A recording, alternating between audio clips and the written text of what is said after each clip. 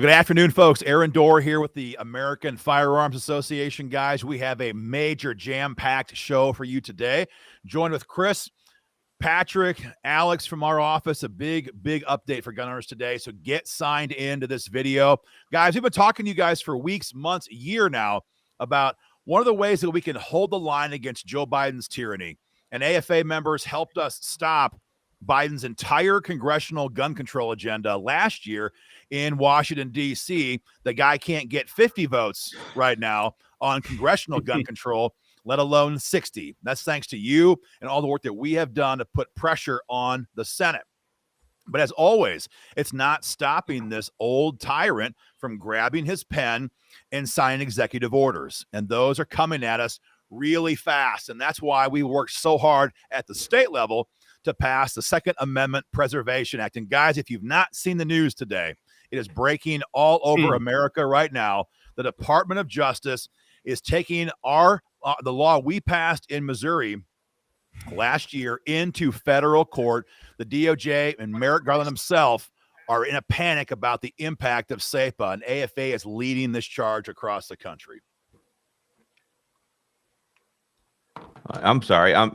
For those of you who don't know what the Second Amendment Preservation Act is and why it's so important, what it simply does in the states that pass it, it simply allows those states to say, look, you guys can pass whatever gun control bills that you want in D.C.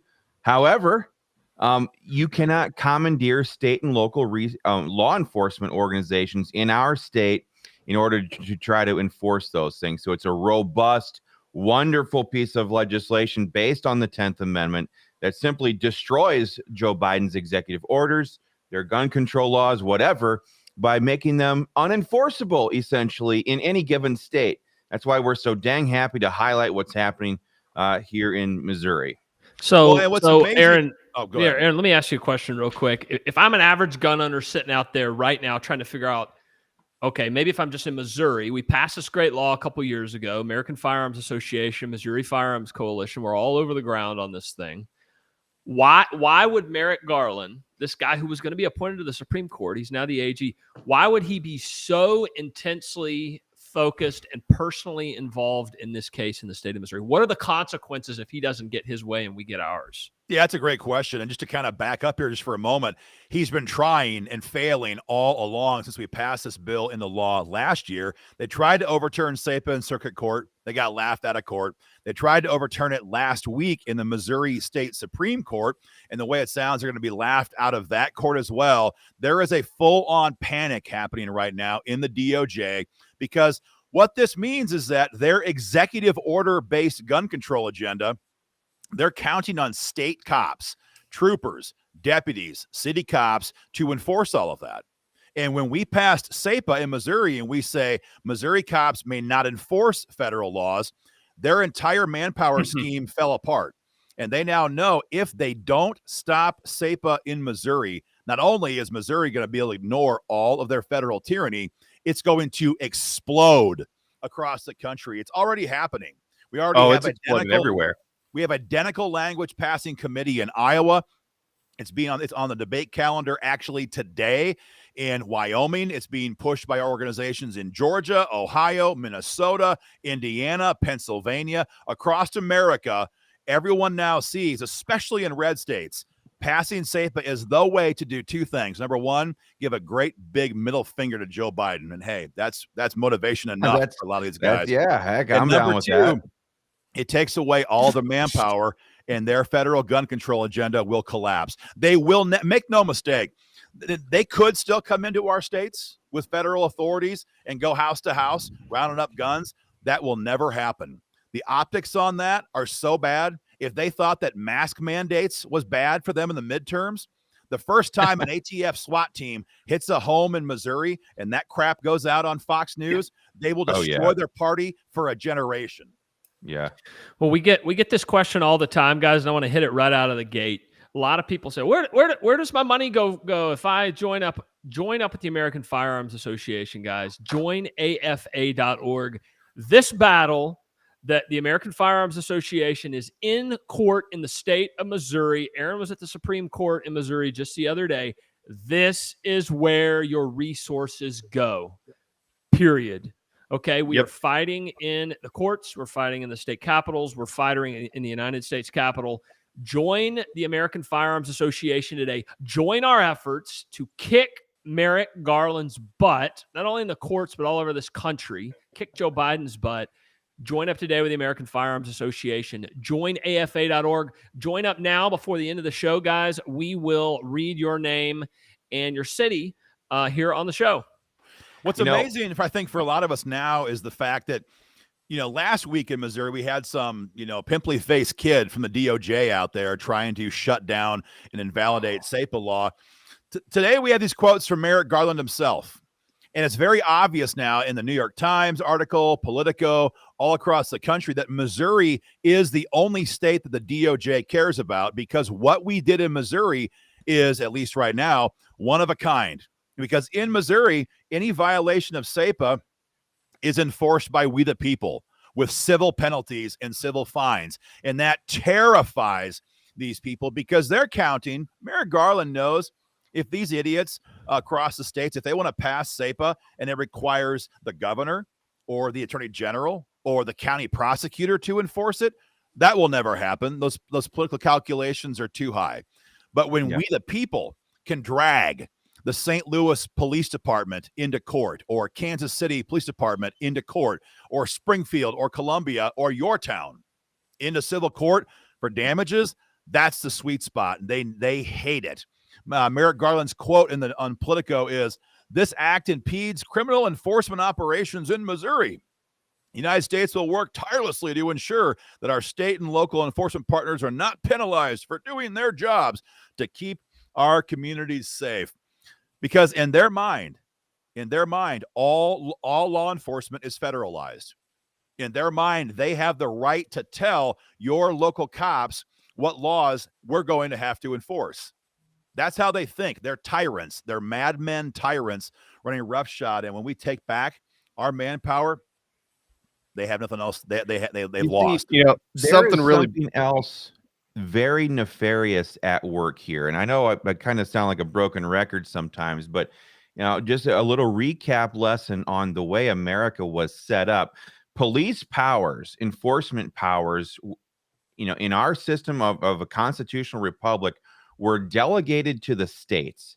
That was done by our founding fathers for the very specific purpose of making sure that federal government can never become so big and so powerful that they can slaughter their citizens like most empires have done throughout the course of human history. And so that is why there is this move, this attempt by Congress, by Biden, by these alphabet agencies to try to federalize state and local law enforcement agencies and get them hooked on these federal monies, on these federal grant programs, on these contracts that they have with each other, these joint task forces, because the feds themselves don't have the resources to enforce things. Our founding fathers made sure that they did not, and they have always relied on their partnerships with state and local law enforcement agencies.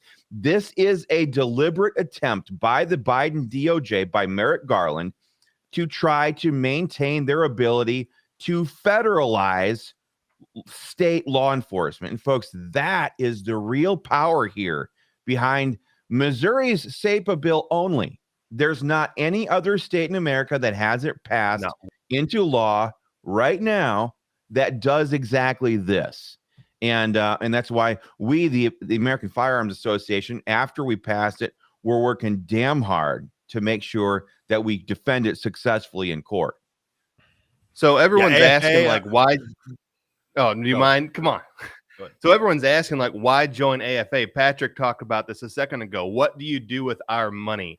Well, folks, it's very clear what AFA does and our organizations at the state level do. Have you heard of anyone else so offensive, so scary, and so damning to the agenda for Joe Biden and Merrick Garland that they have ever come on they have to defend themselves and come after us? No. Everybody else just likes to pile on with lawsuits against them. we're the only ones that have come with a knife and stabbed back and said, we are taking back the freedom here, and you are not allowed to enforce gun control in our state. And so for once, this is the only time. You guys correct me. Have you ever heard of anyone else being brought to now federal court because the laws we passed were so beautiful that the left went nuts and they're now suing our legislation that we worked to pass? Absolutely not. We're the only ones bringing forward this kind of legislation. Yeah, absolutely. There's not been a state that has done this before we have in Missouri last year. And the American Firearms Association and our in-state affiliate, the Missouri Firearms Coalition, after we rammed this into law last year, we were there in circuit court last year pushing back on the DOJ there. We kicked their ass there. We were there in the Missouri Supreme Court with our legal team last week, and by all expectations, we're going to whoop their ass there. And that's why last night the DOJ just filed another lawsuit, this time in federal court, because they know they're being kicked out of every court in Missouri right now. And I was talking actually just a couple moments ago with the Attorney General in Missouri, Eric Schmidt, who of course is becoming kind of a household name right now across not just Missouri, but across the country, because this guy is on a relentless bender for freedom, suing the Biden administration on masking mandates and suing all kinds of jurisdictions for trying to violate state law in Missouri on stuff. And I asked him, what are our chances? And he's like, man, we're going to destroy these guys. We're going to win. Freedom's going to win. We're going to fix this. We're going to go all the way to the Supreme Court if necessary. And I'll be honest, that's what we hope to see happen. Yeah. I would love to see the American Firearms Association's SAPA law in the Supreme Court, because right now, after Trump put 3 people on this court, this is the time to go for this decision. And whatever it is, we take this and win in front of the U.S. Supreme Court, we're going to see an explosion of SAPA at the state level that's going to even overcome what we saw with constitutional carry. This is the problem that the DOJ has right now, and they know it, and they're terrified. If this happens, if it spreads, then all of their agenda will collapse. And it's not just about guns, because if we can do it on the Second Amendment, we can do it on all kinds of conservative issues. We already have pro-life organizations replicating SAPA legislation right now. We have other organizations using this to try to defeat masking mandates and lockdown mandates, the ones that still exist right now. And when the states realize, we can tell the feds to go screw off, it's going to unleash a burst of freedom that this country needs in the worst way. This is exactly why we engaged in this fight, because we knew 2 years ago, if this guy, Joe Biden, if China Joe gets into the White House, we need protections at the state level, not just to fight back in Congress. We've done it all at the same time. We've been fighting like dogs, and that's why you guys should definitely be involved with the American Firearms Association. We are getting it done. This has got me pumped up big time, and I can see in the comments folks do as well, guys. A couple things I want y'all to do right now. I'm going to read off some of the new members, and then I have kind of a question that I've seen asked. First of all, guys, let us know where you are watching from. We're all over the country right now. We're streaming on dozens and dozens of pages and other platforms all over the country, guys. Let us know where you're watching from. Myself, I'm in Kennesaw, Georgia. Let us know where you're watching from, guys. Some of the new members that have come on board here in the last few minutes, again, join up at joinafa.org. We've got John in Springfield, Missouri is in, a new member. Hey, John, glad to have you on board. Ramona in Scenic Circle. Pittsburgh, Missouri. Yeah, that was Pittsburgh, Pennsylvania. Good to have you on. A lot of Missourians coming on board here, guys. Tris, old friend here in Georgia from Guyton, Georgia. We've got James, Gillette, Wyoming is in as well. We can probably talk a little Wyoming stuff here in a little bit, guys. But, I have a question, and I just want to throw it out there. Again, I'm trying to come from the average gun owner angle, especially if you've been following this stuff for the last decade, and all of us here have been in the fight. A few years ago, maybe 5, 6, 8 years ago, what was really hot during the Obama years was the Federal Firearms Act or something. You guys know what I'm talking about? We've seen it in Montana. Yeah. We've seen it in all these places. And now we have SAPA. So what is the difference? What was the folly of that legislation back in the day? I think I know what it is, but I consider a couple of these guys more experts on these issues than I do. But what is the difference between those old bills back 7-8 years ago and the SAPA stuff that we're now fighting Merrick Garland in federal court in Missouri? Yeah, what happened in 2009 with Obama was that Firearms Freedom Act concept. And what that dealt with was firearms that were made in the state level, state rather. And if those firearms stayed in the state, then they were trying to assert state sovereignty and kept the federal government from touching that, from taking those firearms. The problem with that was twofold. First of all, the government had to enforce any violations. So take Wyoming. They passed it in 2010, and it says in the law that the state may intervene to defend you. That means they are not going to do it. So that was the first problem. But the second problem was that it didn't address the fact that we have tyrants at home. We have tyrants at home. Yeah. And what we've learned over the last 2 years with the lockdowns, with the shutdowns, with all these mandates, is that we have more tyrants at home. In fact, it reminds me of this quote from the movie The Patriot. The Patriot. Why would I trade one tyrant 3,000 miles away for 3,000 tyrants 1 mile away? And that's what we have right now. And anybody who follows any of the gun rights battles that we've had in any of the state legislatures to pass constitutional carry and stand your ground, all these things, we know, everybody knows that we do have those 3,000 tyrants in our state capitals. And so what this whole legislation does different from the Firearms Freedom Act is it addresses the fact that we don't want local authorities enforcing federal gun control either.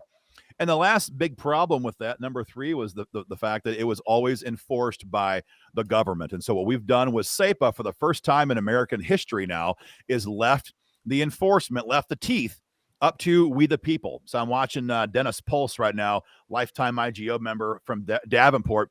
When we pass this in Des Moines, whenever that happens, if the Davenport PD storms into Dennis Pulse's house and grabs his AR-15 pistol brace or whatever the item du jour is of the day, he can take them into civil court himself. Because in Iowa, Democrat Tom Miller, the AG, will not do it. But in Republican states, in like Wyoming, for example, AG Bridget Hill, she also, as a Republican, will not do it. That was the mistake in 2009. It left the enforcement to the government. We have fixed that problem now.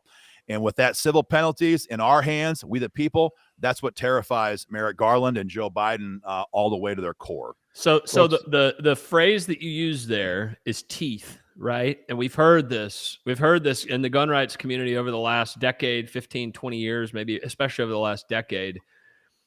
Teeth. There has to be teeth, meaning like, you know, a lot of people write these bills and they don't mean anything, right? And what do we, if I'm a gun guy who's not used to the Capitol, what do we attribute that to? Is it folly? Is it stupidity? Is it laziness? Is it arrogance? Is it just like they don't want to go far enough? And we see that in the pro-life movement too, right?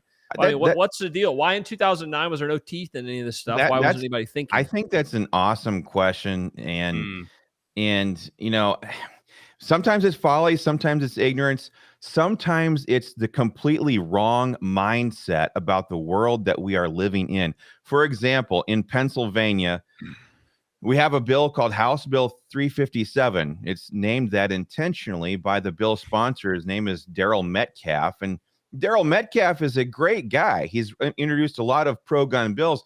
But when I sat down with him and told him that, dude, your bill is crap. You know, it's this old it's this old Firearms Freedom Act language that doesn't actually protect anybody, because the enforcement is left up to the Attorney General. And for those of you who don't know, the Attorney General in Pennsylvania is a total scumbag named Josh Shapiro, who's running to be the next governor of Pennsylvania.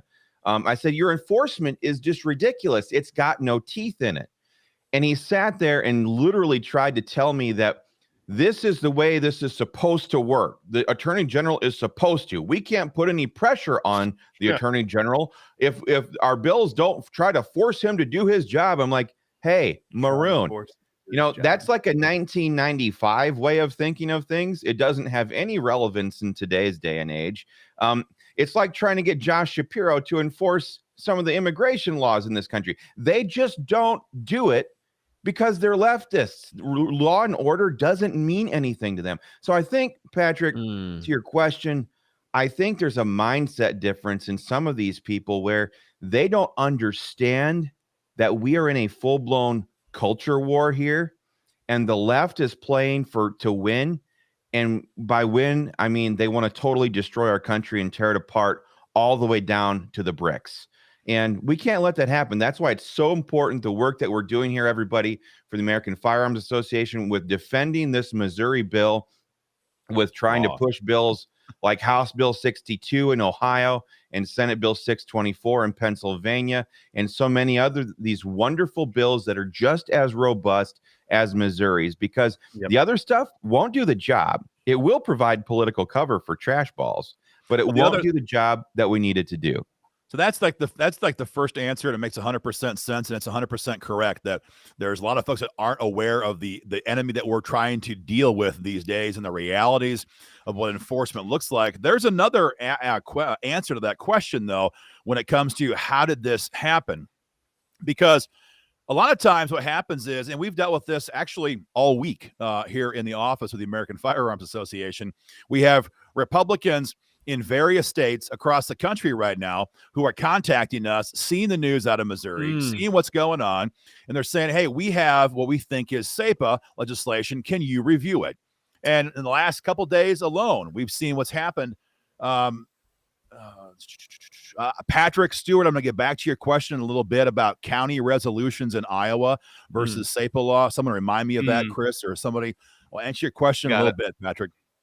But what's happening in many cases is national organizations that I'll drop some names very clearly: the NRA, Gun Owners of America, the National Association for Gun Rights, and others who don't really know what SAPA does at all are walking around these various states saying, oh, there's SAPA, and they're having their guys support this stuff. We actually have been engaged in a civil war with our affiliate in Wyoming for the last couple of days, where we have the nation's best, or the current best draft right now in the state moving forward.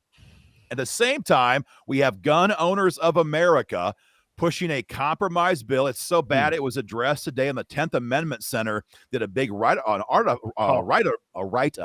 about this, because what's happening in many cases is these national groups, they've never set foot in a state capitol. They don't know who the players are, and they don't know how to write the laws that we are writing all across the country. And so what they do is they see something that purports to be SAPA, and they say, we like that. We put our thumb on it. We say yes, and then it becomes a fundraising tool. And that is the problem that we are facing right now with lots of national groups that were not involved in the fight in Missouri. And now they're walking around the country saying, this is our bill here. This is our bill here. It's a complete fraud. It's a complete grift, and it's not going to do anything to protect gun owners. And more than that, as Chris said a minute ago, what it does is it protects moderates. This is happening literally as we speak right now. Our affiliate in Wyoming, as we speak, is watching this horrible bill be referred to committee in Cheyenne. The vote happened moments ago. It was 9 opposed, 21 in favor. This horrible bill heading to committee. It's all designed to give cover to politicians. So Chris was right. The wrong mindset is number one. But number two is national groups that want to grift on the most important gun bill right now in Red America. It's shameful. It's disgusting behavior, and those organizations should be ashamed for what they're doing on this. Well, I think I just kind of go along with that mindset thing. I want to tell everybody, because we get asked this question a lot, and especially as we're starting to build out and staff up with the American Firearms Association, people ask us, why you? Why wouldn't we go with somebody else? And I'm here to tell you that we approached this from that very aggressive mindset that gave us the ability to look at the SAPA law and in Missouri and know the ramifications of what it would mean to pass that. We have the mindset that a win is not so important as getting damn sure that the bill is correct, that it's the right thing to do. Yeah. I mean, that's the poison, right? That's the poison that has wrecked so many good organizations, not just in gun rights, but in, across the political spectrum on the conservative right. That's the mindset that just destroys organizations from the inside. And we do not approach things that way. Anybody who watches the push to pass constitutional carry and stand your ground in a lot of these different states know that you can always accept a watered. I mean, like with constitutional carry, for example, we could have passed it long ago if we were willing to include some gun control amendments in it. And so that's what I'm here to tell you, folks. When you join the American Firearms Association at joinafa.org, you're joining an organization that will never become so desperate to get a win that we will sell out and betray our own members. We talk about that all the time.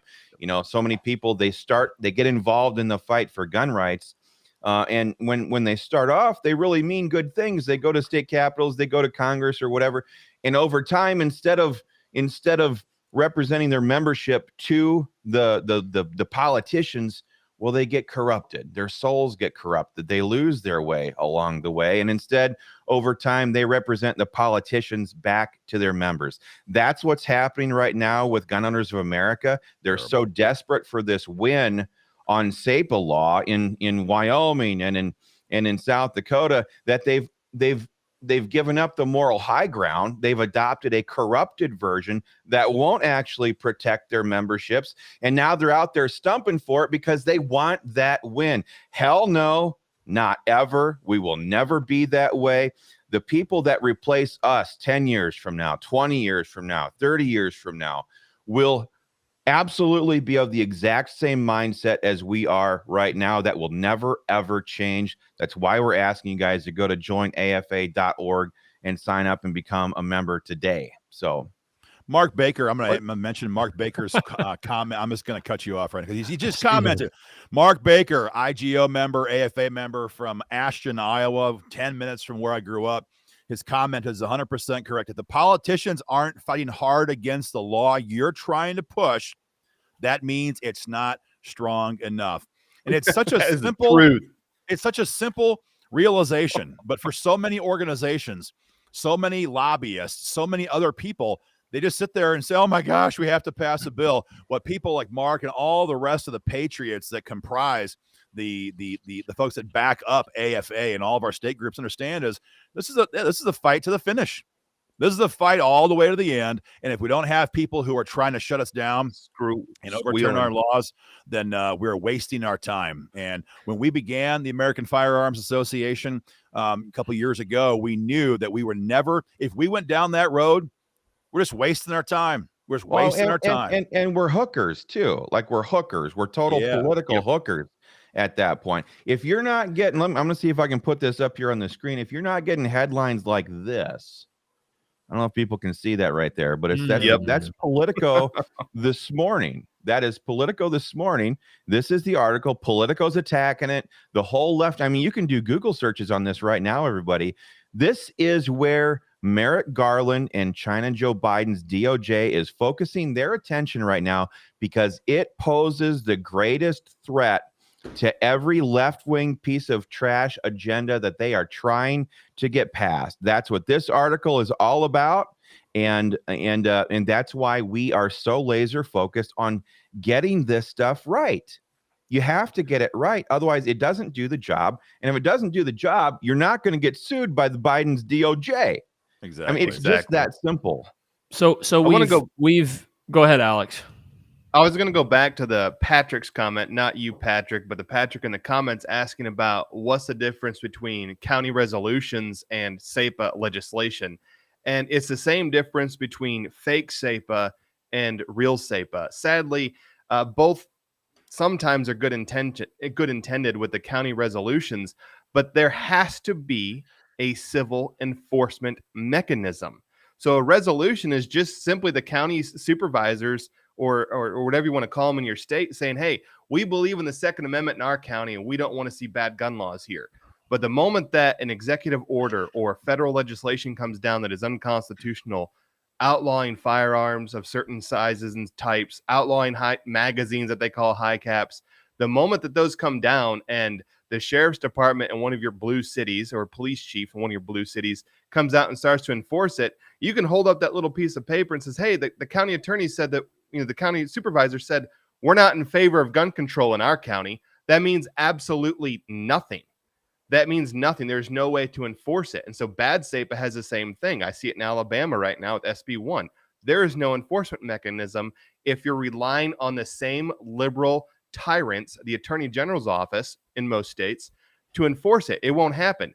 So if true SAPA were to be passed here in Georgia, SB 597, I can tell you why Sheriff Tebow or whatever his last name is, here's why he's not going to come into my house if they ban 30-round magazines. His insurance company's got to come up with $15 million. That's the enforcement mechanism that I would have with SAPA here in Gwinnett County, Georgia, is the $50,000 civil fines is the deterrent, not some slip of paper that the county commissioner sat down and said, we support the Second Amendment. That's not binding. That does nothing. Yeah. And just a point of clarification there on that. That does not mean we're putting down all of the work that so many people have done into getting those county resolutions in place. We understand the desire for politics to be local and everything, but again, in a lot of cases they're not binding, and we're just really of the opinion with the way America was laid out that we would much rather have the state, a sovereign state, standing in between federal gun control laws and their enforcement. If it's made it all the way down to the county level, we are in big trouble in America. We think that the state level SAPA bills are far more robust and appropriate and powerful because they're actual law and defending people's rights. They're actual law, and a resolution is a great concept, but it's kind of a statement of appreciation or a statement of intent or the mood of the body, whether it's a county, a federal government, state government. SAPA law is law. SAPA law is binding. And so the county resolutions, Iowa, Patrick asked, Iowa's got 32 of them, I think now, 33 maybe after the meeting tonight. And I think it was Fayette County. Again, great idea, but the real pain that Merrick Garland's trying to stop is SAPA law. And you're never going to see the DOJ trying to overturn the resolution at the county level. And so anyway, that's the real issue there. Patrick had something he was dying to say, and I'm going to talk about the supremacy clause issues here in a moment, but Patrick, I cut you off twice, so go for it. No, it's fine. I think, Alex talked about money a little bit there on his old school calculator, but let's quantify this, okay? Like, why? Okay, this guy cares because he's a tyrant and he wants all these like drug task force and send ATF, Project Gestapo into the cities and all this stuff. But like just one state, and I think, Aaron, you told me this number the other day, Missouri, was it like $330 million or something is on the line over the course of a year or a few years? I mean, just imagine, I'm here in Georgia. Alex is in Georgia. You go to New York, you go to all these states. I mean, you're talking, this isn't like $10 million or $100,000. This is like billions of dollars that are on the line if Merrick Garland goes down here, potentially, right? Yeah, we want to talk about the objections here because everybody watching right now, we're not in every state capital yet. We're getting there. But when you're seeing your state talk about SAPA legislation right now, if you're in a red state, you have got to be able to spot a phony from the real deal, because what you're going to find is that it's the law enforcement department heads in your state who are going to flood your capital and demand the bill is either killed or watered down to be useless. So Patrick mentioned civil enforcement. That's number one. It has to be left in the hands of we the people, not the government. The other things you're going to hear a lot then from law enforcement is that this is anti-cop. This is anti-cop. This is not good for law enforcement. And they'll come down there with 20, 30, 50 of their guys in their uniforms, taxpayer-funded clothes, cars, gas, etc. Hotel. And they'll sit there and claim that frontline cops don't like SAPA. That's backwards. Frontline cops love SAPA. I'll use Missouri as an example. In Missouri, no department head can turn to his department, his officers, and say, go out there and enforce Biden's executive gun controls. If they do, they're going to point to SAPA law and say, I can't. Here's the law. That's illegal. And it protects them from a tyrannical department head between having to enforce that unconstitutional crap and lose their job. So frontline cops love SAPA. What you referred to, though, Patrick, was the profit motive that influences so many of the department Everything's heads. about money, man. And this is police chiefs. This is sheriffs. What we found out in Missouri, and this is the same thing in every state, is that this is kind of nuanced, but I'll make it very, very simple. Your local, state, county law enforcement agencies, depends on the state, depends on the population, depends on interstates, whatever, etc. A lot of times they will loan out their cops to federal task forces. This could be FBI, it could be DOJ, it could be ATF, usually ATF, marshals. And here's how this works. Let's say the St. Louis PD. Listen to this, everybody. They always say follow the money. What Aaron is talking about here is mapping this out. It's as bad as you always thought it would be. So again, taking Missouri right now as an example, but it applies in all states in the country. Let's say the St. Louis PD loans out 10 of their officers to an ATF task force, and they work with them for a year, 6 months. These are not small duration deals. When they work with a federal task force, any money that the federal task force seizes through civil asset forfeiture, 80% of that cash reverts back to the local jurisdiction. So if you're the St. Louis police chief, you want as many of your guys as you can on a federal task force because you get so much freaking money that comes into your coffers. Now, in Missouri, since 2000 and 2019, $178 million has poured into local coffers through that program. Just again, one more time, it's $178 million that hit their pockets because of these federal task forces. But when we passed SAPA, a lot of those federal task forces disappeared because it was all about enforcing federal gun laws. And so what you're seeing right now in Missouri and what you're seeing right now all across America in red states is law enforcement opposing SAPA. And it's all about law and order. It's all about keeping criminals in prison. What they never talk about is that it literally impacts them to the tune of millions and millions of dollars every single year. That's what I was going to ask you, Aaron. So I was running some of the communication stuff. You were doing the lobby work on SAPA in the Missouri legislature. When these people are there in their taxpayer-funded uniforms, staying in their taxpayer-funded hotels and their taxpayer-funded cars and gas, did they have the intellectual honesty in committee to stand there and say, we have these highly lucrative partnerships with these federal task forces from which we get massive money. We have a huge financial motive. Or did they sit there and talk about public safety and maintaining? I mean, were they ever honest about these things? No, it's kind of a sad fact that we did not have these numbers in our possession during the committee action last year. We came across them, after the bill was already passed. But if we did, it would have been the mother of all throwdowns in committee because at no time did anybody ever volunteer the fact that, just to be transparent, there's a lot of cash on the line for my department, my police department, my sheriff's department. They never brought that up. And no one ever asked them because, frankly, we didn't have these numbers at that time. If you want more information on this, folks, just Google the Federal Equitable Sharing Program. Federal Equitable Sharing Program with the Institute for Justice. That's two things you can search. And they track your state down to the penny. How much federal seizure money reverts to your state when they are a part of a federal task force. So it doesn't matter what state you're in. When you see your sheriff, state patrol commandant, police chief, whatever it is, out there attacking your gun rights, whether it's SAPA or anything else, you need to ask the question right away.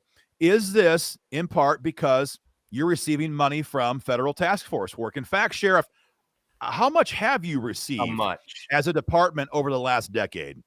How much do you stand to lose if we pass SAPA here in Iowa or Wyoming or Ohio or Georgia? Because these are the profit motive questions that need to be asked. And not to get down too deep in the weeds, but just, you have to be aware of this too. Some states have already dealt with this. They have cleaned up civil asset forfeiture. In Missouri, for example, they can't take a dime at the state level unless there's a conviction in court first. And then if they do, any money seized goes to the school system. So cops in Missouri, department heads in Missouri can't make any money off of policing. There's no profit motive. But these guys bypass the state. They bypass the law and join a federal task force. They can give a middle finger to the General Assembly. They can give a middle finger to state law, jump in bed, and they can sit there and suck off Joe Biden's teat and get all that cash in their pocket. You like that, Patrick? Yeah. And violate state law. It's disgusting. But when we realize this as gun owners, man, we can negate their talking points very quickly because, unfortunately, they have surrendered the honor of their position. They have surrendered the honor of the legacy of their profession for federal cash, and they should be ashamed of themselves. Well, that's just what's it's such a betrayal of their badge. We've seen this so much now over the last couple of years. We see these sheriffs, we see these chiefs of police, always the chiefs of police, the fraternal order of police, usually in all these different states. They stand there and they testify against freedom, against these bills. They know damn well, they know very well that the law-abiding gun owner, the concealed handgun license holder, those types of people, the shooters who go every Saturday and practice, they know they don't have any problem with them. But this is why you never, ever see deputies. You never, ever see street cops come into these committees and testify against these bills. Those are the people who actually fight crime, who actually interface with the criminal crowd. And they know very good and well that the gun owner, the person who loves this country, who works hard to provide for their family, they know that those people aren't the problem. They know that the criminals will never obey any of the laws. But that's why, so that this really starts to get into the nuts and bolts and explain why so many of these bills are opposed by the brass of these departments, of these associations. And again, this really reinforces this motive, this profit attempt motive by the federal government, by Biden, by the left, by the bureaucrats in DC to federalize local law enforcement. What you just said there, Aaron, about how the state of Missouri passed a civil asset forfeiture law that fixed that problem at the state level. The feds then going right around that and basically telling the state of Missouri to go screw themselves. That's what we're fighting here, folks, with SAPA. That's why this is so beautiful. It's because it drills all the way down into those local those local law enforcement agencies where they do have a bunch of statists running the departments. And it says, no. You can't even try to end run around us like you've done with these partnerships. And naughty, the people now, and it's not just us who are going to enforce it. The people, if you trample on their rights, the people can take your departments to court. And that's why SAPA is so beautiful.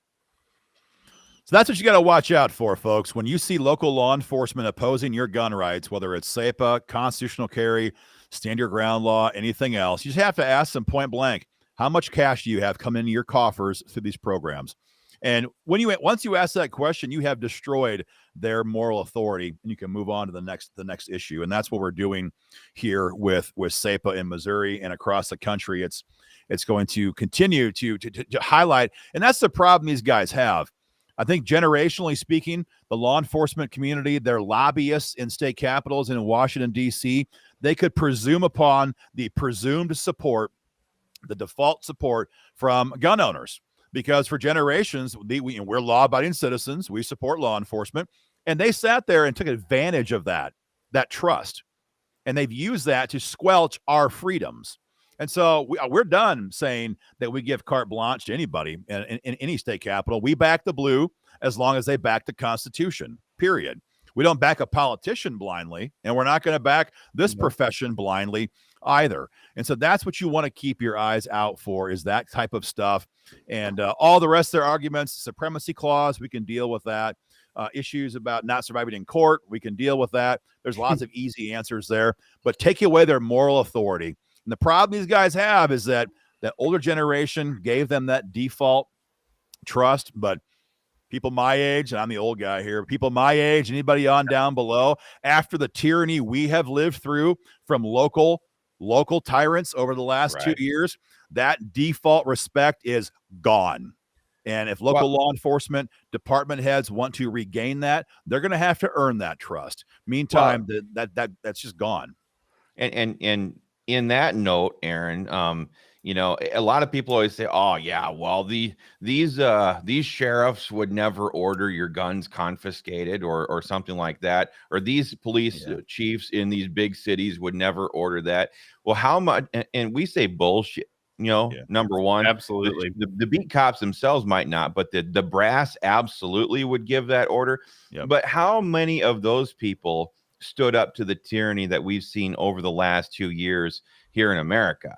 They went right along with everything. They implemented everything from the top down.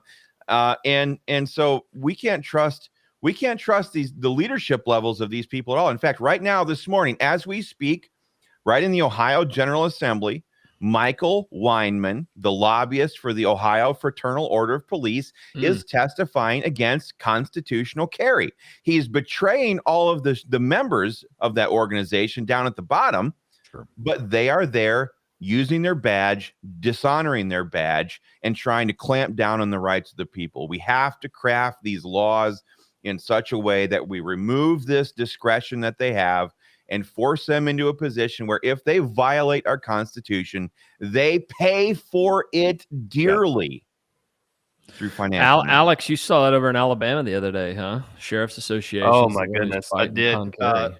It just you stand there and you have such clear polarization in the room. Who's there for freedom and who's there to oppose freedom and lobby against it? You know, it's a lot of great folks. I love talking with them before and after the meeting. You know, guys that own gun ranges, those that have been coming for a decade trying to pass constitutional carry. But the opposition, man, they're in their slick brown suits, very old school. You know, they've been pressed. They're all lined up out the door. All these sheriffs are lined up out the door from all these big counties, big city counties and whatnot. And you know what? I got to drive a ways to get there. I kind of feel like I got some road on me. I want to wash my hands and clean up. These guys are prim and proper, straight from a hotel. They thank their constituents for paying for it, but they're there to stand up and say crime, crime, crime, officer safety, officer safety, officer safety. We've heard that spiel against every pro-gun bill ever. And I would just tell them, and I told them right to their face, you know, it's the very first phone call I ever had from an Alabama Firearms Association member. The very first phone call was from a deputy. Like, hey, what's going on with the organization? Just found you. I'm like, hey, my website's not even done yet. Cool. So we talked for a bit. And I'm like, this is it. This is what we want. And SAPA is really important to us. And he's like, I never heard of it. Tell me about it. So I explained it to him. And this dude was like, that is awesome. I need that. My sheriff would fire me if I didn't enforce gun control. If he had the opportunity to enforce it, I would lose my job.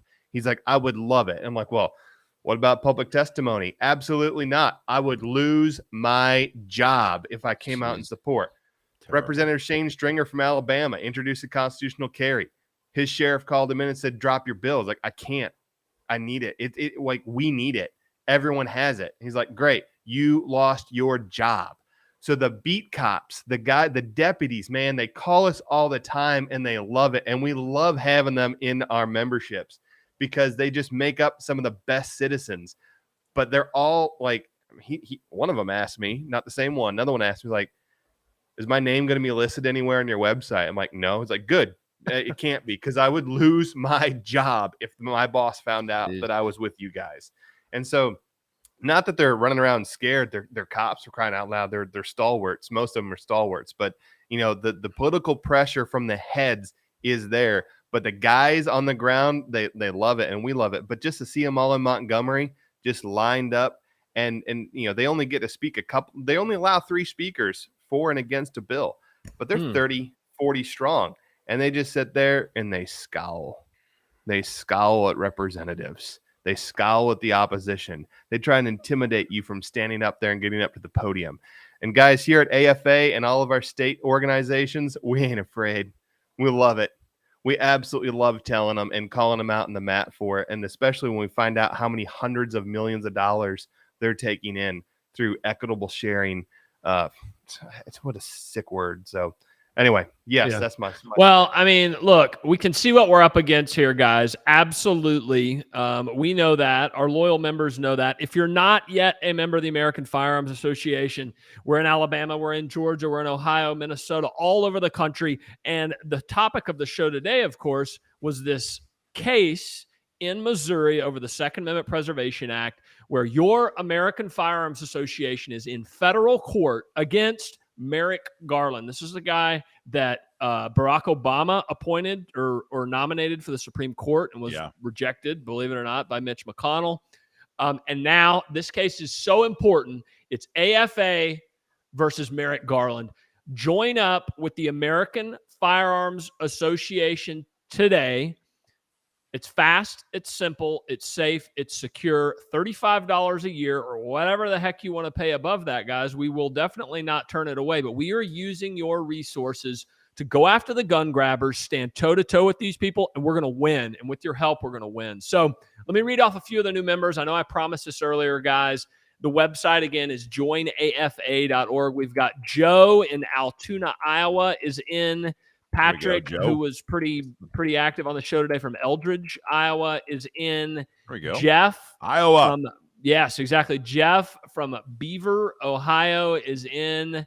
Who else? We got Howard from Sayre, Pennsylvania, Sayre. I don't know exactly how to pronounce that. Who else do we have here? They're pouring in right now, guys. Everybody hopping on board. Get involved in the fight.